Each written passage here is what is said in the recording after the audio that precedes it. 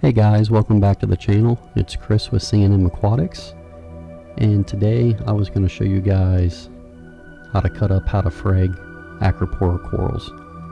Now, we all know that Acroporas can be some of the most difficult corals, to keep alive in an aquarium setting, but they are actually, in my opinion, one of the easiest corals to cut and propagate. So what you'll need is a pair of bone cutters like this, or some coral cutters. Work very nicely with these guys. They have a stony calcium carbonate based skeleton, so they're easy to glue onto a frag plug.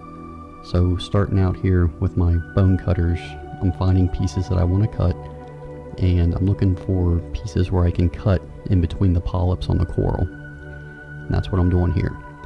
And you pretty much just cut them.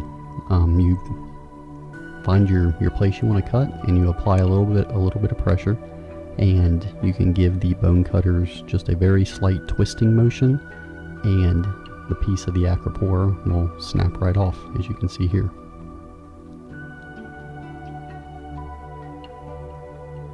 The hardest part is probably just trying to figure out which pieces you want to cut off. And this guy, the reason I'm cutting him is he's getting pretty big, and he was actually starting to grow into another Acropora colony in the tank, so it was time for a trim. And if you have a successful aquarium, that's the goal, to get your corals to grow and be healthy.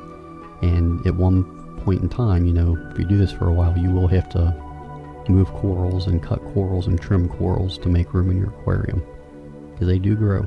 That's the whole goal here. I've never done this, but if you don't have bone cutters, you can get them on Amazon, and I will put a link down in the description for you guys if you want to purchase a set. This was a cheaper set I purchased years ago, and I think I paid $25 or $30 for all the tools, and it came with 10 or 15 different tools, so it was very inexpensive, and they're made of stainless steel. If you clean them off and take care of them, they last a long time, but pretty cheap. But some people, if you don't have these tools, you can do these corals by hand. They'll actually just snap off a piece with their fingers. I wouldn't recommend doing that. If you can get the tools, it'll give you a cleaner cut using the bone cutters, but it is possible to do without them. And you can use other things too, like if you have a Dremel or something like that dedicated for corals. So after you cut your pieces, I got my frag plugs. I'm putting my glue on the frag plugs, and these are ceramic frag plugs, and what I do is I will dip them in aquarium water for 15-20 seconds, and what that does is it helps release any air bubbles in the frag plug, and it keeps you from getting bubbles in your glue. So I'll soak them for 15-20 seconds in the aquarium water, and then I'll pat them off dry with a towel or a paper towel. Then I put just a pea-size drop of glue on each frag. And what's nice about Acropora is they have that hard skeleton, so after you cut them, all you're doing is just placing them on the glue and letting them set. Very, very easy to do. And I would recommend, if you can't, bad example here, I'm not wearing gloves, but I do try to wear gloves. You can protect yourself, and it keeps your oils from your skin off the corals. So after I place them on the glue, just pick them up, and you're going to press them on the glue, and I will dip them into the salt water again from the aquarium, just like this, and that will help the glue to set a little bit.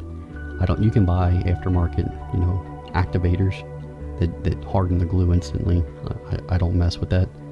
I'll just dip them into the water and hold them for 5-10 seconds, and that's enough to get the glue tacky to where the coral will stand up on its own and it will set.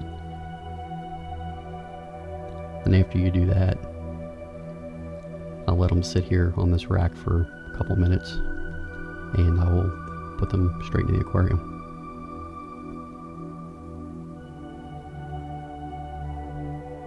And a lot of times, even I use the bone cutters, I do have that Griffin coral saw.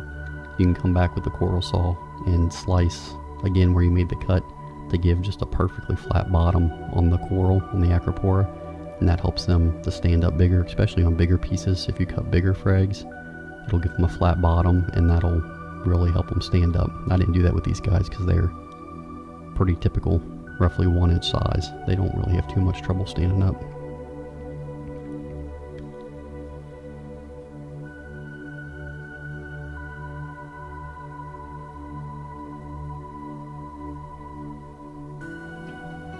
I do like to, after cutting coral, I do like to put them into a reef dip. So I'll use an iodine-based reef dip after I get these guys on the plugs.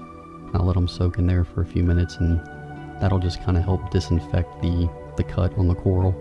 It'll help cut down on, bacterial infections and things like that.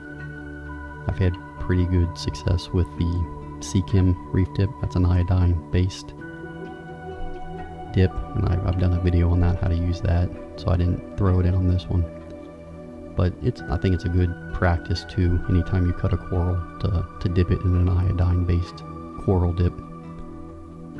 It just helps cut down on the risk of infections.